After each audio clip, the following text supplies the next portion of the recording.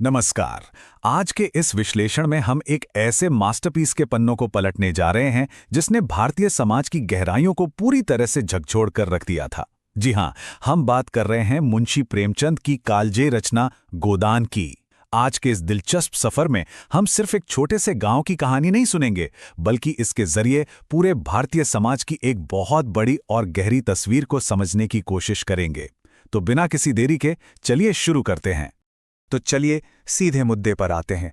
आखिर ऐसा क्या है इस उपन्यास में कि इसे भारतीय किसान जीवन का विश्वकोश या कहें कि पूरा का पूरा एनसाइक्लोपीडिया मान लिया गया है।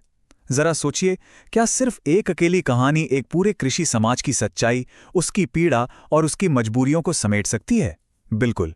और यही सवाल हमें इस किताब की उस गहराई में ले जाता है जहां हर एक छोटी सी घटना समाज के किसी ना किसी बड़े सच को हमारे सामने लाकर खड़ी कर देती है।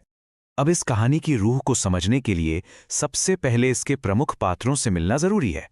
कहानी में एक बहुत ही साफ और जबरदस्त विभाजन देखने को मिलता है, जो असल में इस उपन्यास की नींव है। एक तरफ हमारा ग्रामीण वर्ग है, जिसका चेहरा है मुख्य किरदार होरी।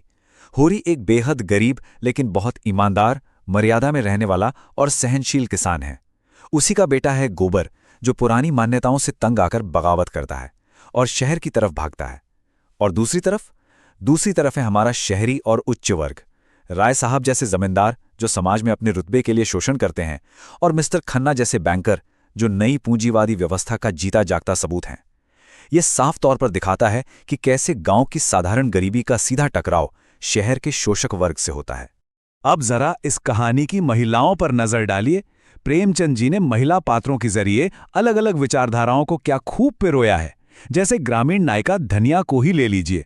होरी की पत्नी धनिया बेहद स्वाभिमानी और निडर है, जो अन्याय के खिलाफ डटकर बोलती है।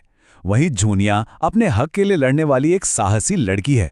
इसके ठीक उलट शहरी परिवेश में हमें गोविंदी दिखती हैं, एक दयालु, सहनशील और आदर्श पत्नी।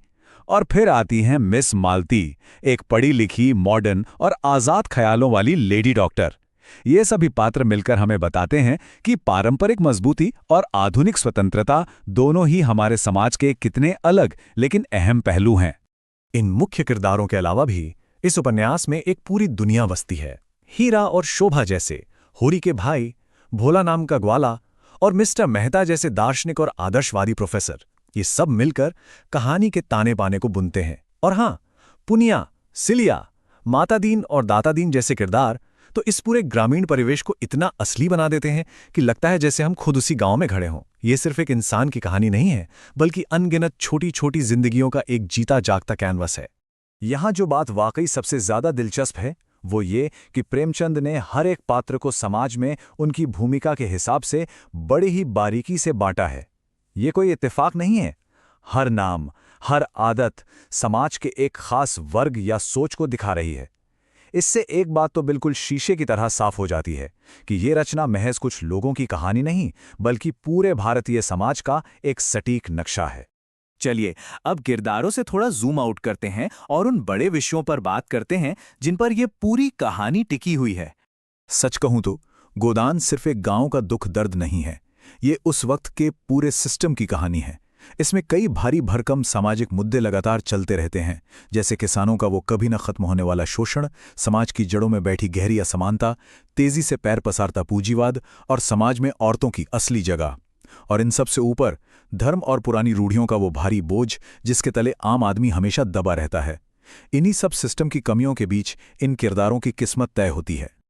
और कमाल की बात देखिए, इतने बड़े और अमूर्त सामाजिक दबावों को प्रेमचंद जी ने एक बहुत ही सीधे और जमीनी प्रतीक में समेट दिया, और वो है गाय। गोदान का मतलब ही है गाय का दान। लेकिन इस कहानी में गाय सिर्फ एक जानवर नहीं है।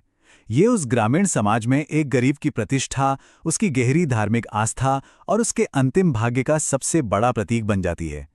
एक गाय पाने की वो छोटी सी लेकिन अधूरी चाहत ही वो धुरी है जिस पर पूरी की पूरी कहानी घूमती है। यहाँ आकर ना कहानी थोड़ी और गंभीर, थोड़ी और भावुक हो जाती है। होरी का जो अपना निजी संघर्ष है, कर्ज चुकाने की वो रोज की जद्दोजहद, अपनी इज्जत बचाने की छटपटाहट, वो सिर्फ होरी की कहानी नहीं रह जाती। दरअसल होरी पूरे भारत के उस कृषक वर्ग का प्रतीक बन जाता है जिसका संघर्ष पीढ़ियों से बिना थके चला आ रहा है। ये एक इंसान की नहीं बल्कि एक पूरी शोषक व्यवस्था के सामने एक मेहनतकश इंसान की बेबसी की सबसे सजीव तस्वीर है। तो इस पूरे सफर का अंतिम निष्कर्ष क्या निकलता है, आइए उसे समझते हैं। हम आज के समय में भी गोदान को इतनी अहमियत क्यों देते हैं? वो इसलिए क्योंकि इस उपन्यास ने सिर्फ किसानों की मजबूरियों को ही उजागर नहीं किया, बल्कि उन गहरे पारिवारिक मूल्यों को भी छुआ जो भयंकर मुसीबतों के बीच भी टूटते नहीं हैं। प्रेमचंद जी का असल मकसद समाज में समानता की बात करना और मानवीय करुणा को जगाना था। ये किताब सिर्फ दर्द का दस्तावेज नहीं है, बल्कि एक बेहतर और निष्पक्ष समाज बनाने की एक बहुत शक्तिशाली अपील है। इस पूरे विश्लेषण का सबसे इमोशनल और चरम क्षण ये एक विचार है। होरी ने जीवन भर दूसरों के लिए जिया और अंत में भी उसकी अंतिम इच्छा सिर्फ गोदान की थी। जरा ठहर कर सोचिए, एक इंसान जो जिंदगी भर कर्ज, गरीबी और शोषण की चक्की में पिसता रहा, अपने आखिरी पलों में भी उसके मन में कोई लालच नहीं है। वहां सिर्फ अपनी मर्यादा और अपनी आस्था को पूरा करने की एक गाय के दान की इच्छा बची है। यही होरी के जीवन की सबसे बड़ी त्रासदी है और यही उसकी आत्मा की वो पवित्रता है जो उसे साहित्य का एक अमर नायक बना देती है। ये उपन्यास भले ही लगभग 1 सदी पुराना हो, लेकिन इसका ये विचार आज भी गूंजता है कि गोदान केवल एक कथा नहीं बल्कि भारतीय समाज का दर्पण है। तो ऐसे में एक बहुत बड़ा सवाल हमारे सामने खड़ा होता है। आज के इस मॉडर्न और टेक ड्रिवन समय में उस दर्पण में शोषण और संघर्ष के कौन से नए चेहरे हमें दिखाई देते हैं? क्या होरी का संघर्ष सच में खत्म हो गया है या उसने सिर्फ कपड़े बदलकर हमारे आज के समाज में नई जगह बना ली है? इसी विचार उत्तेजक सवाल के साथ हम आज के इस एक्सप्लेनर को यहीं समाप्त करते हैं।